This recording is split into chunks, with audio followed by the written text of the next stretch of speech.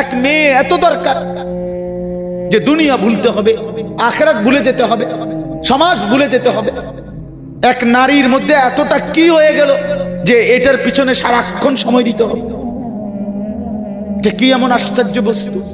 নারী আর পুরুষের, স্বামী আর স্ত্রীর মিলনেই তো পৃথিবীর সেই আদম হাওয়া থেকে এই পর্যন্ত মানুষের ধারাবাহিকতা। তো এটা তো একটা স্বাভাবিক প্রক্রিয়া। হাজারো কোটি মানুষ পৃথিবীতে স্বামী আর স্ত্রীর পবিত্র বন্ধন হইছে, তো সেটা তুমি একটু অপেক্ষা করলে তোমার জীবনও আসবে। ছি ছি ছি। আত্মসম্মান যার আছে, আত্মমর্যাদা আছে, আমার মা আমাকে দুধ খাওয়াইছে, আমার বাবা আমাকে পালছে, আমি মুসলমানের সন্তান, আমি কেন বেঈমানের পুতুল হব?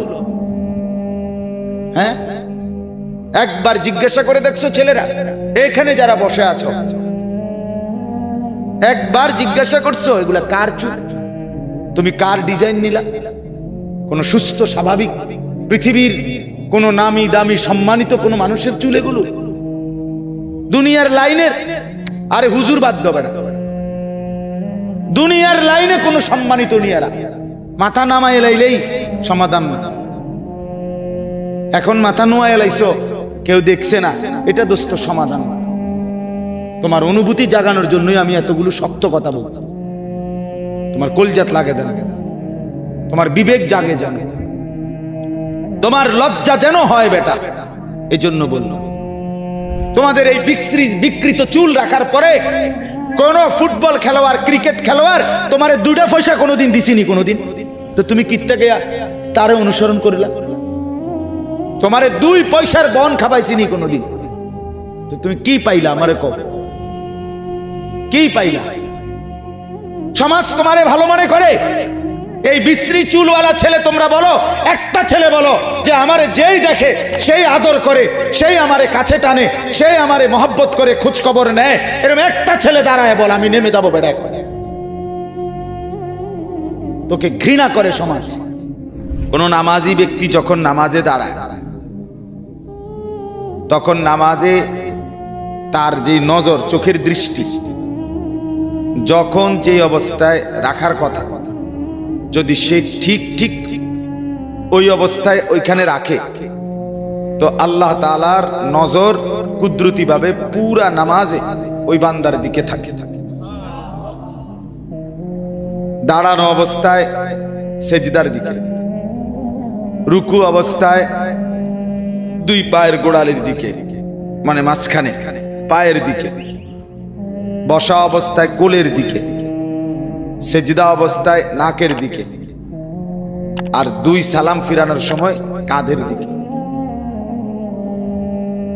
তো কোনো ব্যক্তি যখন, বিশেষ করে এই প্রথম 4টা, দাঁড়ানো অবস্থায় সেজদার দিকে, রুকু অবস্থায় পায়ের দিকে, বৃদ্ধাঙ্গুল যেখানে এর মাঝামাঝি 2 পায়ের, বসা অবস্থায় কোলের দিকে, সেজদা অবস্থায় নাকের দিকে, ঠিক ঠিক এভাবে রাখে।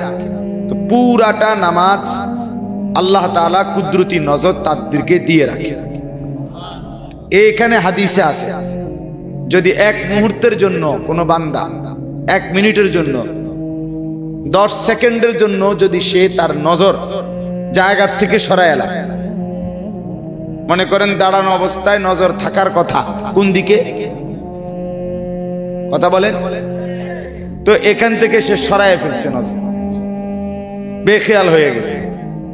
আল্লাহ নবী সাল্লাল্লাহু আলাইহি ওয়াসাল্লাম বলেন, সাথে সাথে শয়তান ছোঁ মেরে ওই ব্যক্তির নামাজকে নিজের দিকে টেনে নিয়েছে। শয়তান তখন নিয়ন্ত্রণে নিয়ে আনে, আল্লাহর থেকে ছুটে যায়। ইন্নামা হুয়া ইখতিলাসুন ইয়াখতালিসুহু শাইতানু মিন সালাতিল আবদ। এটা শয়তানের চুরি, শয়তান ডাকাতি করে ছিনিয়ে নিয়ে যায়। তাহলে বোঝা গেল নজর, মনোযোগ খুব গুরুত্বপূর্ণ। নামাজের মধ্যে মনোযোগ এদিক সেদিক হয়ে গেলে পুরা নামাজের বরকত নষ্ট হয়ে যায়। ঠিক এরকম আল্লাহর কথা শুনতে গেলেও শতভাগ মনোযোগ দিতে হয়, তাহলে জিন্দেগি বদলায়। এই যে হাতে ধরে যারা মোবাইল ধরে রাখছে, আপনার পুরা নজর আপনার এই মোবাইলের দিকে। এইভাবে আরো 500 বছর মোবাইল ধরে রাখলে মোবাইলের লাভ হবে, আমনের কোনো লাভ হইতো। আমনে যেই অপদার্থ ওই অপদার্থই থেকে যাবে। হ্যাঁ বলে একটু শক্ত করে লাইলেন, হ্যাঁ শক্তই বললাম, শক্তই বললাম। এজন্য শক্ত বললাম কারণ এই মোবাইলের রুগী যারা, তারা বর্তমান জিন্দিগিটাই মোবাইল রে দিয়ে দিছে, জীবন সঁপে দিছে তাকে। ইহুদি আর খ্রিস্টানের কাছে জিন্দিগি তুলে দিছে, জীবন, হাসি কান্না আনন্দ বেদনা আবেগ অনুভূতি, নড়া চড়া চলা ফেরা উঠা বসা সব কিছু টার্গেট একটাই, মোবাইলে যেন ছবি আসে। সব কিছু সব কিছু, হাসেও না মোবাইল ছাড়া, কান্দেও না মোবাইল ছাড়া। আমার ঢালকানগর হযরত বাংলাদেশের অন্যতম শ্রেষ্ঠ বুজুর্গ আরিফ বিল্লাহ হযরত মাওলানা শাহ আব্দুল মতিন বিন হুসাইন হযরত দামাত বারাকাতুহুম বলেন যে আমি নিজ চোখে দেখছি, হযরত বলতেছেন কাবা ঘরে আল্লাহর ঘরের সামনে দাঁড়িয়ে তাওয়াফ করার পর দোয়া করতেছে, মুনাজাত করে কাঁদতেছে, এই কাঁদতেছে মুনাজাত করতেছে, মাঝখানে মোবাইলটা লাইভ চলতেছে, মোবাইলটা হাতের এমনি মানে এটারে ভিতরে রাখিয়া কাঁদতেছে, আল্লাহর কাছে মুনাজাত করতেছে, বা যেখানে যে লাইভ চলতেছে। দেখো দেশবাসী পৃথিবীবাসী কান্দা কারে করে, বলেন এটা কি কান্না হইল? এটা কি আল্লাহর কাছে কিছু চাওয়া হইল? আফসোসের ব্যাপার কিনা বলেন, আফসোসের। আজ জিন্দিগি আমাদের এমন হয়েছে, সারা জীবনের সাধনা 40 বছর 30 বছরের সাধনা, এরপরে হয়তো নবীর রওজায় গেছে গিয়া এত কষ্টের সাধনা, এইটাকে নবীজি সাল্লাল্লাহু আলাইহি সাল্লামের রওজা মোবারকের সামনে দাঁড়িয়ে পুরা লাইভ ধরে রাখছে মোবাইল। মানে ইহুদি আর খ্রিস্টানকে কাফেরদেরকে জানাই দিছে যে 1 মিনিট আমি তোমাদেরকে না জানাইয়া চলবো না। আমাদের ইন্টারনেটের, আমাদের এই বড় মোবাইলের সমস্ত নড়াচড়া কাফের বেঈমানের কাছে যায়। প্রতিটা ছবি বলেন আর যাই বলেন তাদের কাছেই আগে সংরক্ষিত হয়, এরপরে আমরা দেখি, অন্যরা দেখি। এক স্ত্রী যদি আপন স্বামীর সাথেও একান্ত কথাবার্তা বলে তো সেটাও তাদের অফিস ভায়া হয়ে তারপরে কানে।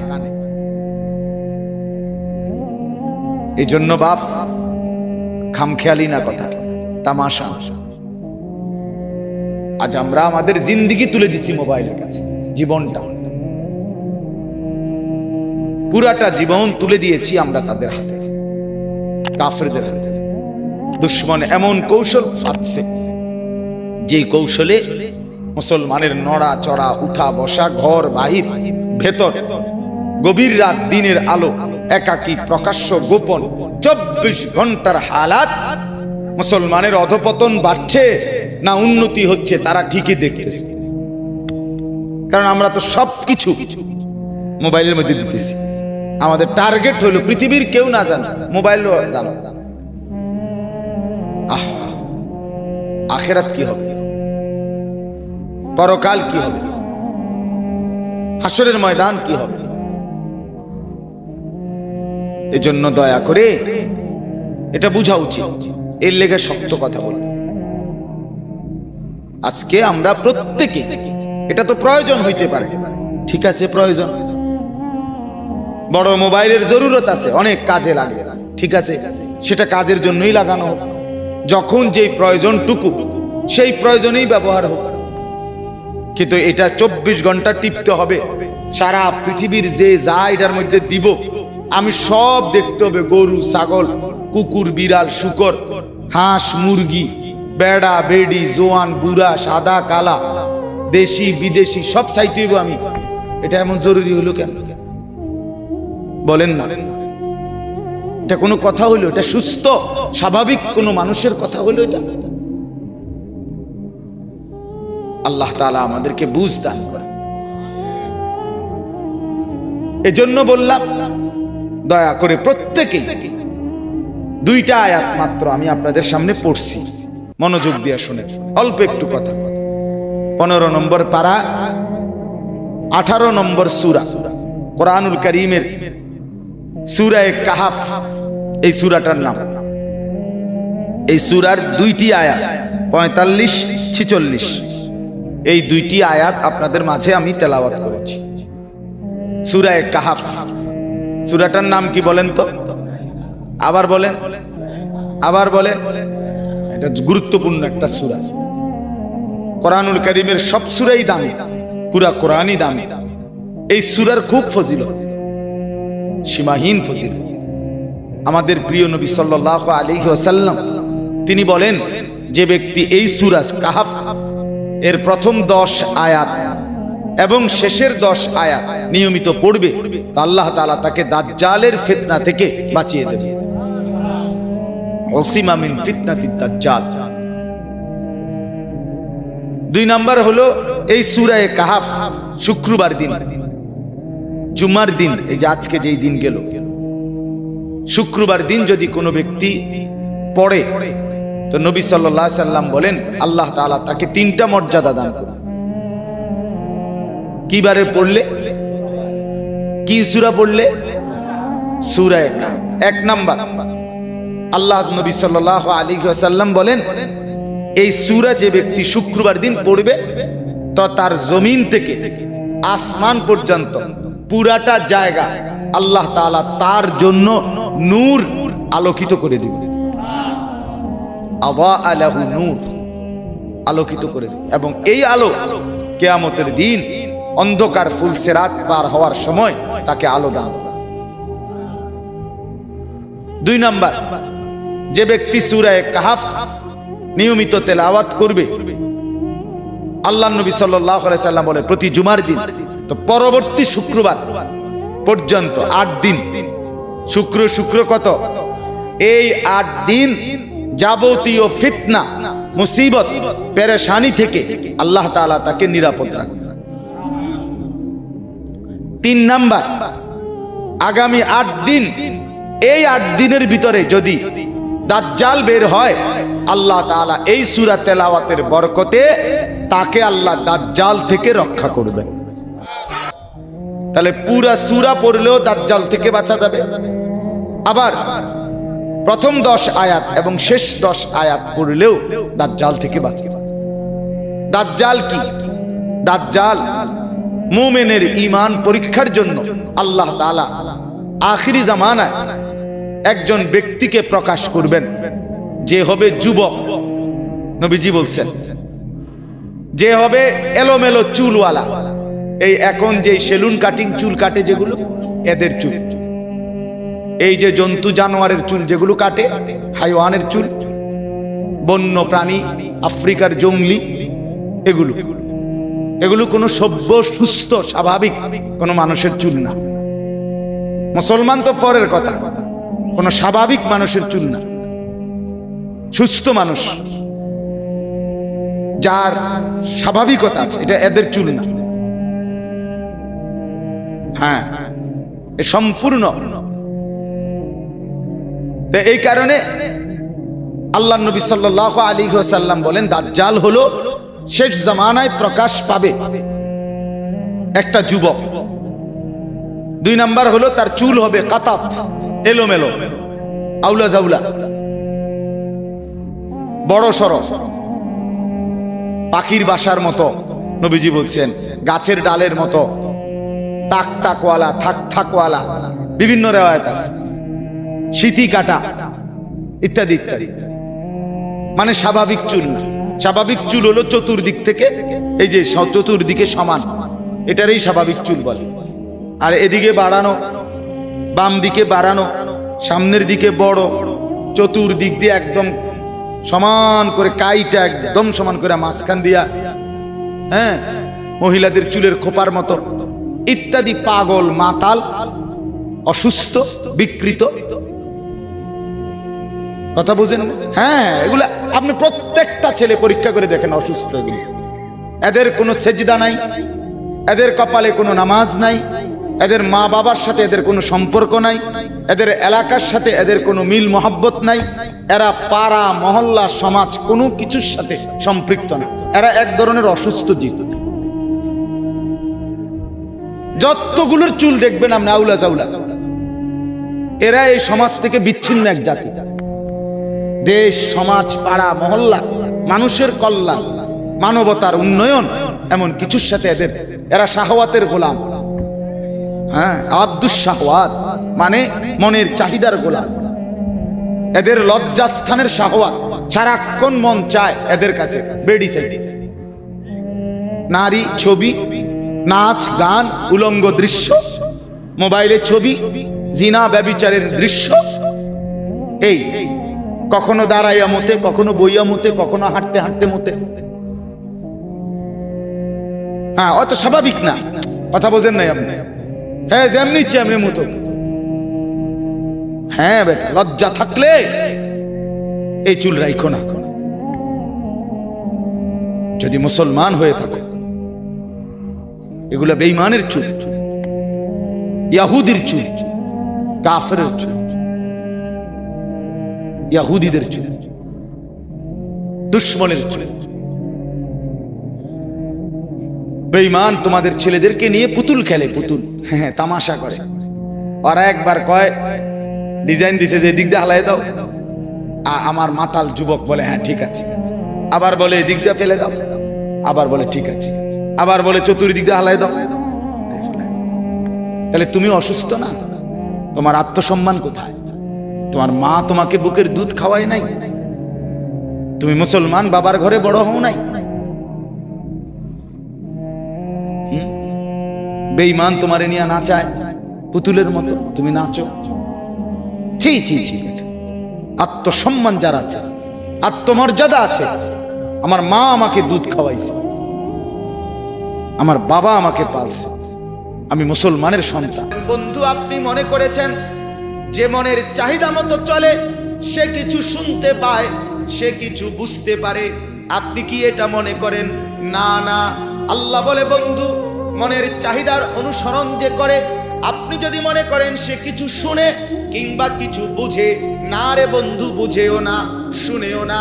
ইনহুম ইল্লা কাল আনআমি বাল হুম আদাল্লু সাবিলা।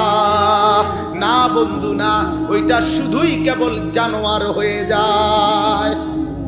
দোস্ত, এটা কোরআন। আমি যে বললাম সে কুত্তা হয়ে যায়, মালিক বলে হয় এটাই কথা, কুত্তা হয়ে যায়, শুকর হয়ে যায়, শুকর হয়ে যায়, ইনসান থাকে না। বাল হুম আদাল্লু সাবিলা, বরং সে আরো নিকৃষ্ট পথভ্রষ্ট হয়ে যায়। কুত্তাতেও খারাপ, শুকরের চাইতেও খারাপ। জানোয়ারও থাকে না। জানোয়ার তো আল্লাহর নাফরমানি করে না। কুকুর কি নাফরমানি করে? কুকুর কি হারাম কাজ করে? কথা বলেন, হে হে রে, হালাল হারাম আছে কিছু? কি হারাম কিতা হালাল কিতা? কথা বলেন না কেন? কুকুরের জন্য কোন গোশত খাওয়া হালাল আর কোনটা হারাম কিতা? তার তো কোনো বিধানই নাই। দেখারই বিষয় না, তোমার তো বিধান আছে, তুমি তো মানুষ, ঠিক কিনা বলেন? অতএব আমার বাপ, এটা মূল কথা, আজকের আমার মূল বক্তব্য, ইত্তেবাউল হাওয়া, মনের চাহিদার অনুসরণ, নফসের অনুসরণ, ইত্তেবাই নফস, মন যা চায় তাই করা, এটা মুসলমান না বাপ, এটা মানুষ না বাপ। আল্লাহ তাআলা তার প্রতি যদি নারাজ হয়, তার বড় বিপদ হয়ে যাবে। তার কান বন্ধ হয়ে যাবে, চোখ পর্দা পড়ে যাবে, দিল বন্ধ হয়ে যাবে, সে তখন আর হেদায়েতের রাস্তা পাবে না।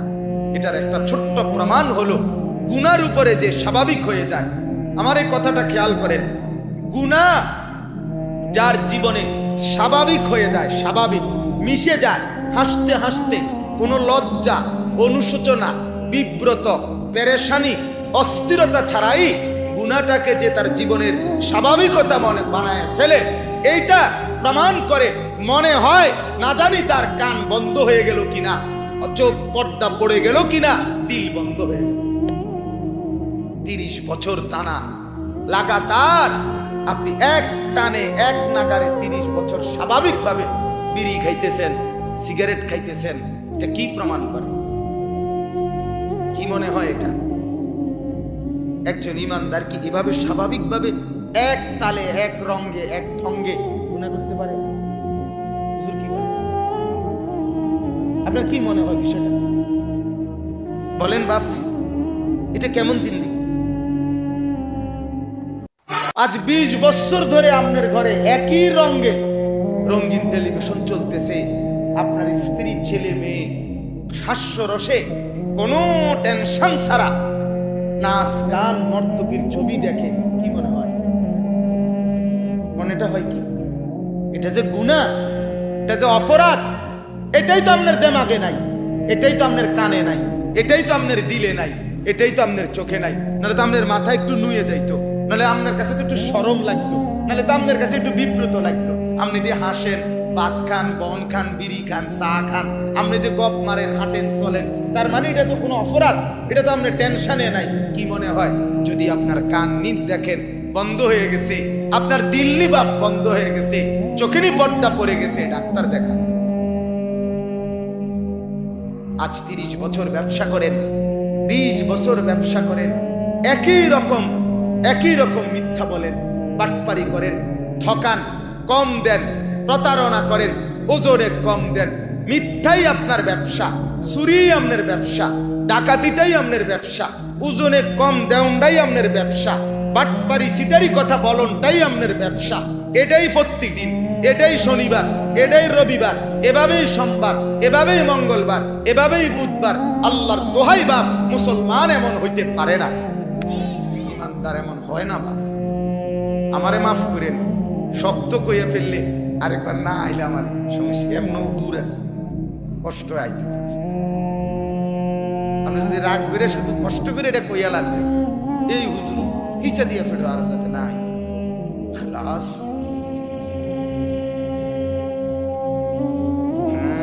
বলেন না, কি মনে হয় আপনার মুসলমান এমন হতে পারে না? আমার বাপ ইমানদার গুনার উপরে জমতে পারে না, মুসলমান গুনার উপরে জমে থাকে।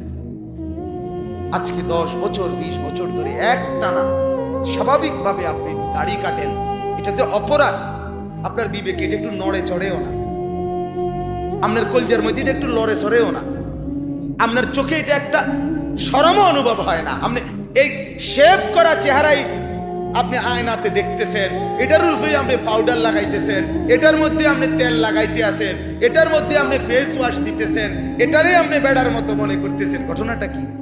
আপনি মুসলমান না? আপনার কলজা লড়ে না কা? আপনার চোখে শরম আসে না কা? আপনার কানের মধ্যে অনুভূতি জাগে না, ভিতরে ঢোকে না কা? ঘটনাটা কি? খবর নেন তো, খবর নেন। একজন ইমানদার গুনার উপরে এভাবে স্বাভাবিকভাবে এক টানা পড়ে থাকতে পারে না। আমি বুঝাইতে পারলাম না কথাটা? গুনাহ হতে পারে, এখানে সব ওলামায়ে কেরাম, সব আমার মুরব্বী, আমার শ্রদ্ধেয়, আমি সবার বয়সে অল্প।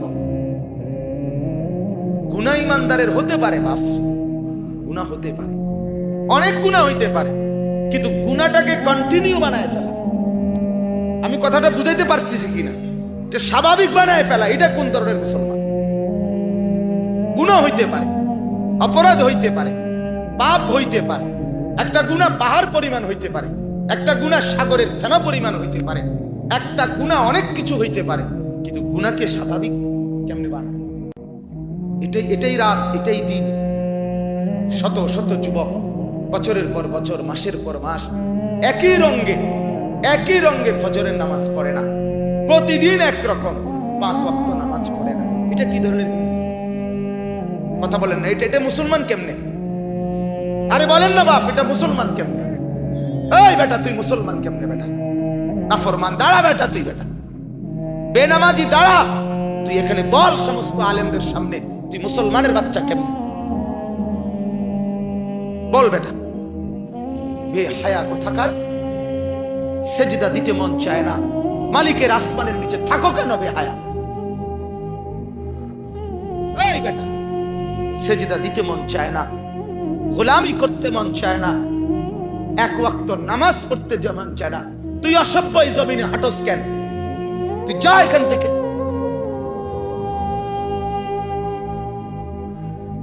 আন তানফুযু মিন আকতারিস সামাওয়াতি ওয়াল আরদ ফানফুযু, বের হ তুই বেটা।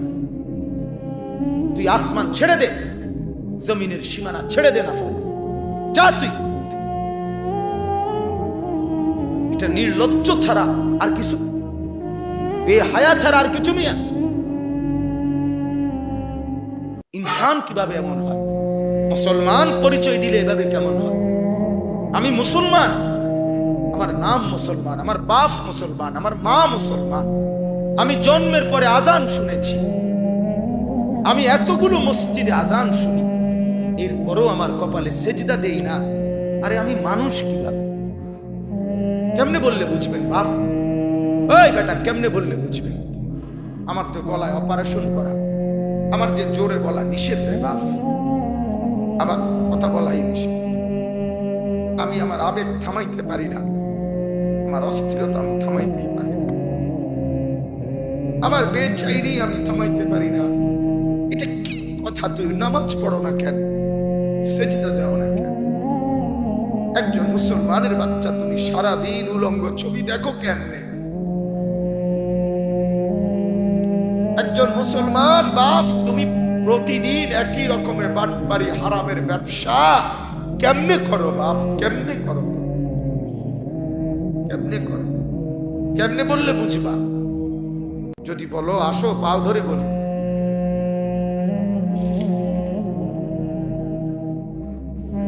আল্লাহ মাফ করো। অতএব আমার বাপ বুঝতে শিখে, বুঝতে শিখে। কুরআনুল কারীমে আছে, আল্লাহ তাআলা বলেন, ওয়ালা তাকুনু কাল্লাযীনা নাসুল্লাহা ফাআনসাহুম আনফুসাহুম। আল্লাহ ডাক দিয়ে বলে, বান্দা, ঈমানদার মুমিন, আমার বান্দা তুমি এমন হইও না বান্দা, আমি আল্লাহকে ভুলতে ভুলতে নাফরমানি করতে করতে বান্দা একদিন আমি যদি রাগ করে ফেলি, সেদিন আমি কিন্তু তোমাকেই তোমার থেকে ভুলিয়ে দেব। তোমার আর মনে হবে না তুমি মানুষ, তোমার আর মনেই থাকবে না তুমি মুসলমান, তোমার আর মনেই হবে না তুমি মরবা, তোমার আর মনেই থাকবে না আখিরাত, তোমার আর মনেই হবে না কিয়ামত, হাসর, মিজান, ফুলসিরাত, কিছুই আর মনে হবে না। যেদিন সত্যি সত্যি আমলনামা বাম হাতে মিলবে, হাসরের মাঠে যখন আমলনামা বাম হাতে দিবে, তখন তুমি চিৎকার করে বলবে, হালাকা আন্নি সুলতানিয়া, আমার দুনিয়ার বাদশাহী খতম হয়ে গেছে, মা আগনা আন্নি মালিয়া, আমার মাল তো আমারে কোনো কাজে দিল না। চিৎকার করবে, দৌড়াবে না ফরমান। আল্লাহ তখন বলবে, ফেরেশতা খুজুহু ফাগুল্লু, ফেরেশতা তারে ধর, এরে ধর বেঈমান রে, ধর ধর ধর, ফেরেশতা ধর, ফাগুল্লুহু, তারে বেঁধে ফেল, তারে বাঁধে শক্ত করে বেঁধে ফেল। ফেরেশতা বেঈমান ছুটাছুটি করছে, আমলনামা বাম হাতে দেখেই ছুটছে, এখনো তো মিজানের পাল্লায় মাপাই হয় নাই, এখনো তো ফুলসিরাতেই পার হইতে দেয় নাই, এখনই বুঝে ফেলছে নিজের জাহান্নাম। ধর তারে ধর, বাঁধে বাঁধে, সুম্মাল জাহিমা সাল্লু, বাঁধিয়া তারে জাহান্নামে ফেলে দে, মার তারে জাহান্নামে ছুড়ে ফেল। আল্লাহ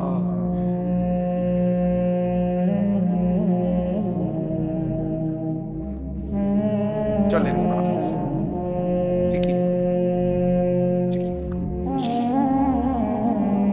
জিন্দেগি ভালো করে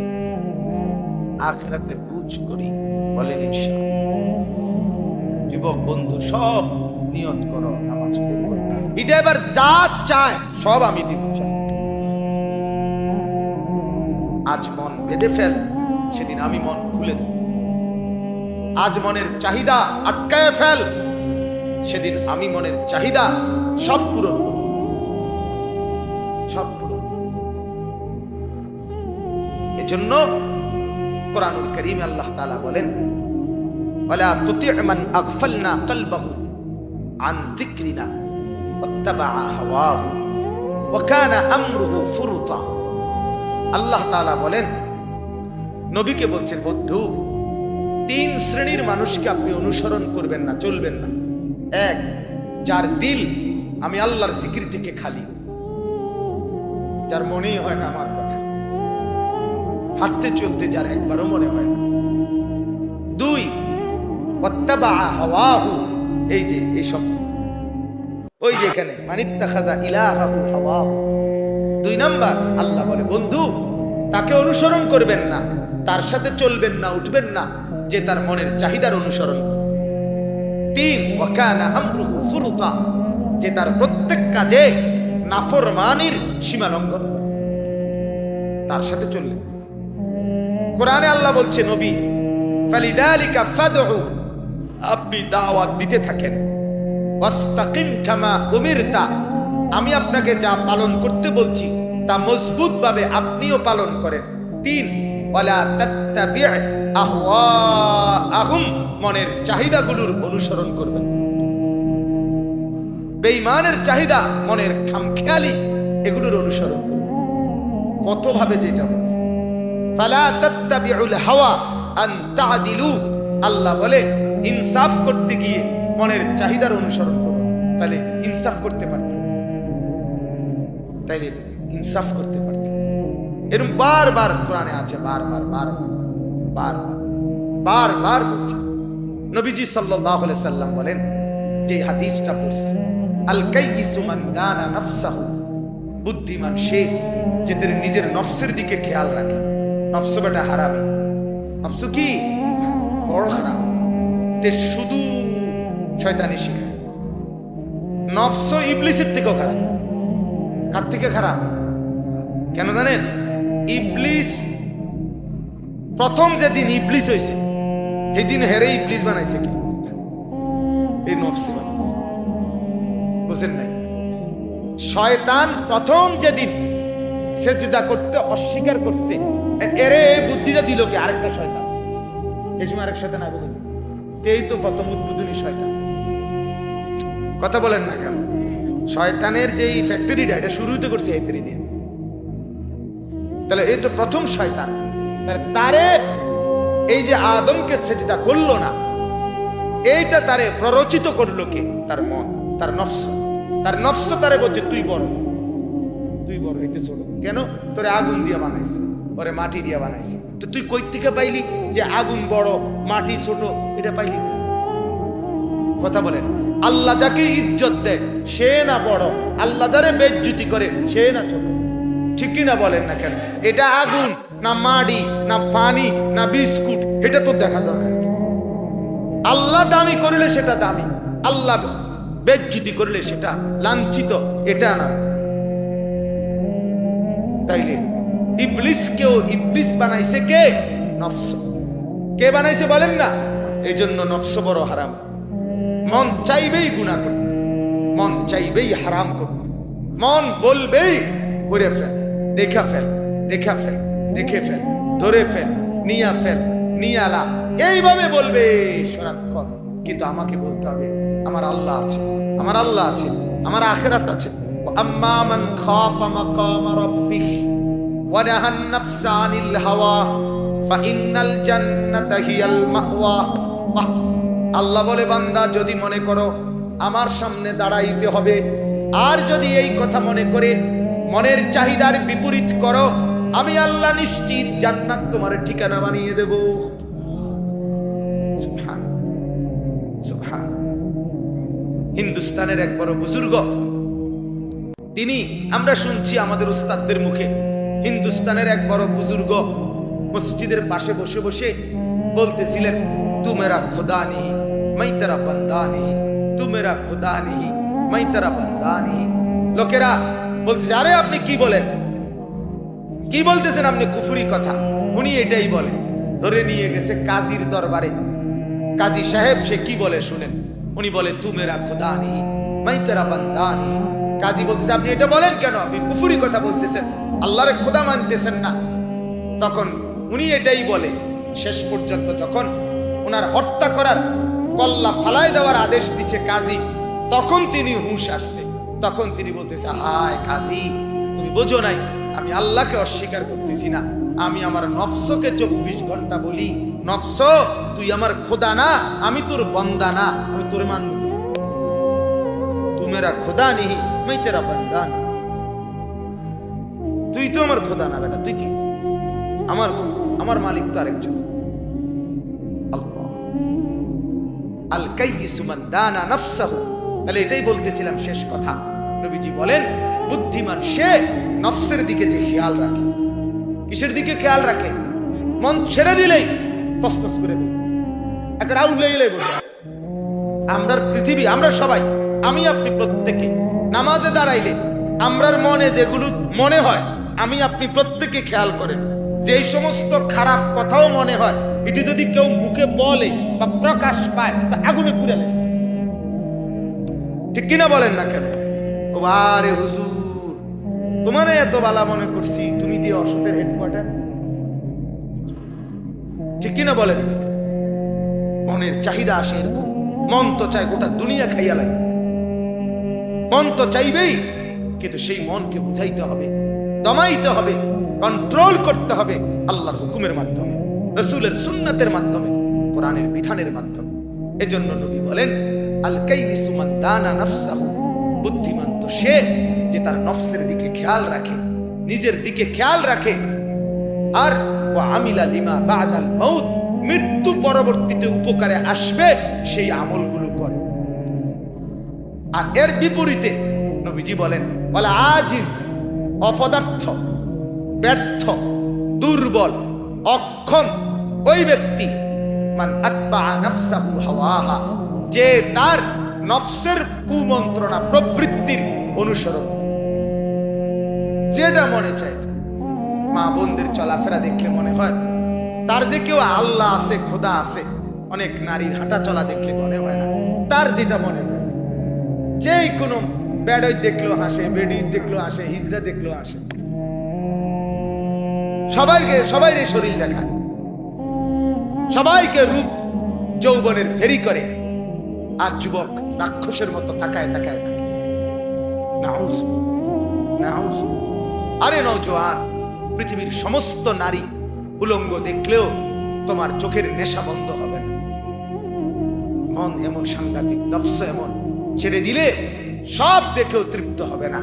আর বেঁধে রাখলে, হালাল পন্থায় রাখলে, একজন পবিত্র স্ত্রী, হালাল স্ত্রী দ্বারাই জিন্দেগির তৃপ্তি হয়েছে। হালালের মধ্যে তৃপ্তি আছে, গুনার মধ্যে তৃপ্তি নেই। গুনার মধ্যে কি নাই? তৃপ্তি। এজন্য নবী বলেন সে ব্যর্থ যে তার মনের চাহিদার অনুসরণ করে, অক্ষম তামান্না আলাল্লাহ, চলে খেয়াল খুশি মতো, করে মন খুশি মতো, নিজের যা মন চায় তাই করে, আর আল্লাহর উপরে আশা করে, চলে যেটা মনে করে এটা, আর ভরসা করে আল্লাহর উপরে, আশা করে আল্লাহ ভরসা, আল্লাহ এত, আল্লাহ ভরসা, আল্লাহ ভরসা। আপনি মুখে বিড়ি এবারে কয় আল্লাহ ভরসা, আপনি কিতা কি আল্লাহ ভরসা মানে কি বুঝাইতে চাইছেন? কিতা কাকা কি কইতে চাইলেন? আপনি যে বিড়ি খাইতে আছেন প্রত্যেক দিন এক তালে, আপনি কোন আল্লাহ ভরসা মানে কি কারণে আল্লাহ ভরসা? কথা বলেন না। চা দোকানে বসে বড় বড় রাক্ষসের মতো হা করে টেলিভিশনে নর্তকীর নাচ দেখে, আবার কয় আল্লাহ ভরসা। মাইতো না চাই, হুজুররা যত হয় অত না, কিছু বাড়াইয়াও কয় হুজুররা। আচ্ছা মনে করেন আমি বাড়াইয়াই কইলাম, অর্ধেক হইব আর কি, আপনি অর্ধেক ফিডা লইতে পারবেন তো? কথা কয় না, অর্ধেক ফিডা লইতে পারবেন তাইলে? তাইলে অতএব এমন না কর, গুনার উপরে আল্লাহ ভরসা না, নাফরমানির উপরে আল্লাহ ভরসা না, তওবার উপরে আল্লাহ ভরসা। ঠিক কিনা বলেন? কিসের উপরে বলেন? তওবার উপরে, তওবার উপরে। আল্লাহ বলে গুনাহ ছেড়ে দাও, আর করবা না, ওয়াদা দাও, লজ্জিত হয়ে মাফ চাও, আমি মাফ করে দেব, ওয়াদা দিলাম।